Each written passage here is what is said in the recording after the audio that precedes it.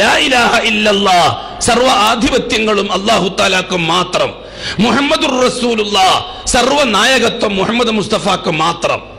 മാത്രം എന്ന പ്രയോഗത്തിന് വലിയ പ്രസക്തിയുണ്ട്. ഖുറൈശി കൂട്ടത്തെ വെറുപ്പിച്ച ഏറ്റവും വലിയ വാക്ക് മാത്രം എന്ന പ്രയോഗമാണ്. അല്ലാഹു ഉണ്ട് എന്ന പ്രയോഗം ഒരിക്കലും ഖുറൈശികൾക്ക് വെറുപ്പുണ്ടാക്കുന്ന വാക്കല്ല. അല്ലാഹു ഉണ്ട് എന്ന പ്രയോഗം ഖുറൈശികൾക്ക് വെറുപ്പുണ്ടാക്കിയിരുന്നില്ല. അല്ലാഹു മാത്രമേ ഉള്ളൂ എന്ന് മുഹമ്മദ് മുസ്തഫ പറഞ്ഞതാണ് ഖുറൈശികൾക്ക് സഹിക്കാൻ പറ്റാതെ പോയത്.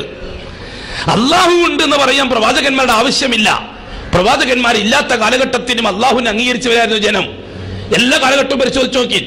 നൂഹ് നബി അലൈഹി സ്വലാത്തു വസ്സലാമിന്റെ കാലഘട്ടം പരിശോധിച്ച് നോക്കി. അല്ലാഹു ഉണ്ട് എന്ന് അംഗീകരിച്ച സമൂഹത്തിനാണ് അല്ലാഹുവിനെ പരിചയപ്പെടുത്തി കൊടുക്കുന്നത് നൂഹ് നബി. ഇബ്രാഹിം നബിന്റെ കാലഘട്ടത്തിനും അല്ലാഹു ഉണ്ട് എന്ന് അംഗീകരിച്ചൊരു സമൂഹത്തെ അല്ലാഹ് ഇല്ലാന്ന് വെച്ചിട്ട് സമൂഹം പ്രവാചകന്മാരെ കാലഘട്ടത്തിൽ ഉണ്ടായിട്ടില്ല. അല്ലാഹുവിനെ പരിചയപ്പെടുത്തി കൊടുക്കാൻ നബിമാരും വന്നിട്ടില്ല. നബിമാരും അള്ളാഹിനെ പരിചയപ്പെടുത്തി കൊടുക്കാൻ വന്നിട്ടില്ല. നമ്മളങ്ങനെ തെറ്റിദ്ധാരണ വന്നു പോയിട്ടുണ്ട്. മുഹമ്മദ് മുസ്തഫ തങ്ങൾ വന്നത് അള്ളാഹിനെ പരിചയപ്പെടുത്തി കൊടുക്കാനാണ്. വല്ലാഹി തമ്പുരാനത്തിനാണ്, സത്യമല്ല. കാരണം ഖുറൈശികൾക്ക് അള്ളാഹിനെ നന്നായിട്ട് അറിയാം. ഖുറൈശികൾക്ക് അള്ളാഹിനെ നന്നായിട്ട് അറിയാം. നമുക്ക് എല്ലാവർക്കും അറിയുന്ന ഒരു വിഷയല്ലേ മുഹമ്മദ് മുസ്തഫ സല്ലല്ലാഹു അലൈഹി വസല്ലം തങ്ങളുടെ ബാപ്പാന്റെ പേരെന്താ? എന്താ പറഞ്ഞോളി. അബ്ദുള്ള എന്നല്ലേ? എന്താ മോൻ വന്നിട്ട് ബാപ്പാക്ക് പേരിട്ടതോ? മുഹമ്മദ് മുസ്തഫ തങ്ങൾ വന്നിട്ടാണ് ബാപ്പാക്ക് പേരിട്ടത് അബ്ദുള്ള. അബ്ദുള്ള എന്ന അബ്ദുള്ളക്ക് അബ്ദുൽ മുത്തലിബ് പേരിടണമെങ്കിൽ മുഹമ്മദ് മുസ്തഫ തങ്ങൾ വരുന്നതിന് മുമ്പേ അള്ളാഹ് എന്ന ജലാലത്തിന്റെ ഇസ്മ പ്രയോഗത്തിലുണ്ടെന്നല്ലേ മനസ്സിലാകുന്നത്.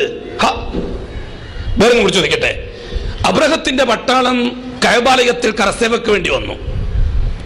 കഅബാലയം തകർക്കാൻ വേണ്ടിയിട്ട് അബ്രഹത്തിന്റെ പട്ടാളം വരാൻ പോന്നു. അബ്ദുൽ മുത്തലിബാണെന്ന മക്കയുടെ കാവൽക്കാരൻ. അബ്ദുൽ മുത്തലിബ് കഅബാലയത്തിന്റെ പടിവാതിൽക്കൽ നിന്നുകൊണ്ട് ദുആ ചെയ്തത് ചരിത്രത്തിന്റെ കിതാബിലുണ്ട്. അല്ലാഹുമ്മ യാ റബ്ബ ഹാദൽ ബൈത്ത്. ഇല്ലേ? അബ്ദുൽ മുത്തലിബ് ആരോടാ ദുആ ചെയ്തത്? ലാത്തയോടോ, ഉസ്സയോടോ, മനാത്തയോടോ? അല്ലാഹുവിനോട്. ഈ വീട്ടിന്റെ പരിപാലകനായ അല്ലാഹുവേ, ഒരു സംഘം ഈ പരിശുദ്ധമായ ഭവനത്തെ തകർക്കാൻ വേണ്ടി വരികയാണ്. നിനക്കൊന്നും നഷ്ടപ്പെടാനില്ല, എന്റെ മാനം പോവും. അബ്ദുൽ മുത്തലിബ് പറഞ്ഞ വാക്കാണ്. നിനക്കൊന്നും നഷ്ടപ്പെടാനില്ല, എന്റെ മാനം പോവും. ഞാനാണ് കഅബാലയത്തിന്റെ ഇന്നത്തെ കാവൽക്കാരൻ. നീ സംരക്ഷിക്കണം പഠിച്ചവനെ. നീ അവന്മാരെ കൈകാര്യം ചെയ്യണം പഠിച്ചവനെ. എന്നെ നാണക്കേടിലാക്കല്ലേ അല്ലാഹ്. എന്തൊരു രസമുള്ള ദുആ. അബ്ദുൽ മുത്തലിബ് ദുആ ചെയ്തതാ. അന്ന് മുഹമ്മദ് മുസ്തഫ തങ്ങളുണ്ടോ? ഇല്ല. ഈ സംഭവം കഴിഞ്ഞിട്ട് 51 ദിവസം കഴിഞ്ഞിട്ടാണ് മുഹമ്മദ് മുസ്തഫ തങ്ങൾ ഇതേപോലത്തെ റബീഉൽ അവ്വൽ ആമിനാവി പ്രസവിക്കുന്നത്. അബ്ദുൽ മുത്തലിബ് അള്ളാഹ് ഇത്ര വ്യക്തമായിട്ട് കിട്ടിയത് എവിടുന്നാ? നമ്മൾ പറയുന്നത് നബി തങ്ങൾ വന്നത് അള്ളാഹിനെ പരിചയപ്പെടുത്തി കൊടുക്കാൻ വേണ്ടിയിട്ടാണെന്ന്. പിന്നെ അബ്ദുൽ മുത്തലിബ് അള്ളാഹിനെ കിട്ടിയത് എങ്ങനെയാ? വേറെയും കഥ പറഞ്ഞുതരാൻ. ഖുറൈശികൾ അള്ളാഹുവിനെ അംഗീകരിച്ചിട്ടുണ്ട്. 1000-ഓളം പേരെയും കൂട്ടിയിട്ട് ബദറിലേക്ക് പോവുകയാണ് അബൂജഹൽ. മുഹമ്മദ് മുസ്തഫ തങ്ങളോടൊപ്പം ഉള്ളത് 313 പേരാണ്. കഅബാലയത്തിന്റെ അടുക്കലേക്ക് പോയി 1000 പേരെയും കൂട്ടിയിട്ട് അബൂജഹൽ. എന്നിട്ട് അബൂജഹൽ ദുആ ചെയ്തു. അല്ലേ? അബൂജഹൽ ദുആ ചെയ്തില്ലേ? ആരോടാ? ലാത്തയോടോ, ഉസ്സയോടോ, മനാത്തയോടോ? അല്ലാഹുവിനോട്. അല്ലാഹുമ്മ യാ റബ്ബ ഹാദൽ ബൈത്ത്. ഇറയോനെ, മൊയ്ൻകുട്ടിയുടെ ഭാഷയിൽ ഇറയോനെ, ഹാദൽ ബൈത്തുടെ നായനെ. അല്ലേ? ഈ വീട്ടിന് ഉടമസ്ഥനായ അല്ലാഹുവേ, രണ്ട് പാർട്ടിക്കാർ തമ്മിൽ ഏറ്റുമുട്ടാൻ പോവുകയാണ്. സത്യവും മിഥ്യൊക്കെ നിനക്കറിയാം, എനിക്കറിയില്ല. സത്യത്തെ നീ വിജയിപ്പിച്ചേക്കണം, മിഥ്യ നീ പരാജയപ്പെടുത്തിയേക്കണം. ആര് ദുആ ചെയ്തതാ? അബൂജഹൽ ദുആ ചെയ്തത് അല്ലാഹുവിനോട്. തൊട്ടപ്പുറത്തുനിന്ന് മുഹമ്മദ് മുസ്തഫ സല്ലല്ലാഹു അലൈഹി വസല്ലം ദുആ ചെയ്യുന്നു. ആരോട്? പിന്നെ എന്തിനാ ഇവർ തമ്മിൽ തർക്കം? അബൂജഹലും ദുആ ചെയ്യുന്ന അല്ലാഹുവിനോട്, മുഹമ്മദ് മുസ്തഫ തങ്ങളും ദുആ ചെയ്യുന്ന അല്ലാഹുവിനോട്. മുഹമ്മദ് മുസ്തഫ തങ്ങൾ ദുആ ചെയ്തു. അല്ലാഹുമ്മ ഹാദാ ഖൗമുൻ ജിയാഉൻ ഫഅശ്ബിഉഹും വഹും ഉറാത്തുൻ ഫഅൽബിസുഹും വഹും ഹുഫാത്തുൻ ഫൻഅൽഹും. അല്ലാഹ്, ഉടുതുണിക്ക് മറുതുണിയില്ലാത്ത ഒരു കൂട്ടം സാധുക്കളാണ് എൻ്റെ ഒന്നിച്ചുള്ളത്. നീ അവർക്ക് വസ്ത്രം ധരിപ്പിക്കണം.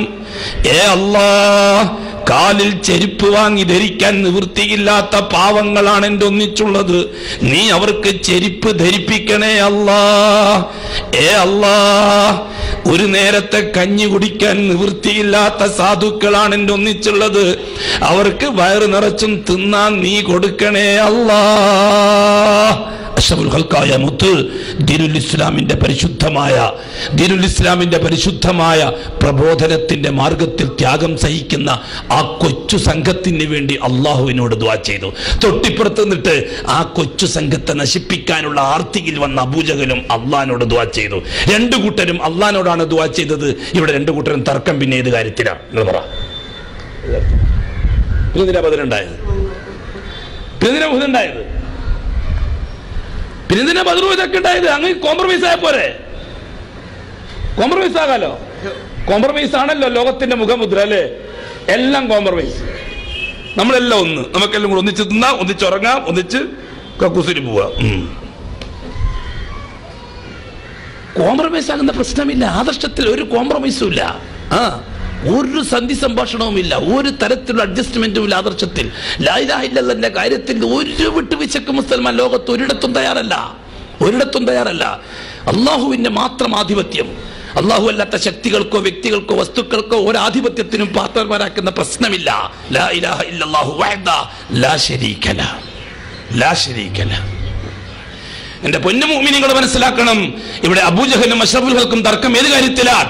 അഷ്റഫുൽ ഖൽഖായ സല്ലല്ലാഹു അലൈഹി വസല്ലം തങ്ങൾ പറയുന്നു, ഞാൻ ഏതൊരു അള്ളാഹുവിനോട് വിളിച്ച് ദുആ ചെയ്യുന്നു ആ അള്ളാഹു മാത്രമേ ഉള്ളൂ ഇതിനൊക്കെ അവകാശം. അബൂജഹലിന്റെ വാദം അള്ളാഹു ഉണ്ട്, ഒപ്പം മറ്റു പലരുണ്ട്. ഇവിടെയാണ് തർക്കം. അബൂജഹലിന്റെ ഭാഷയിൽ അള്ളാഹു ഉണ്ട്, ഒപ്പം മറ്റു പലരും ഉണ്ട്. മുഹമ്മദ് മുസ്തഫ തങ്ങളുടെ ഭാഷയിൽ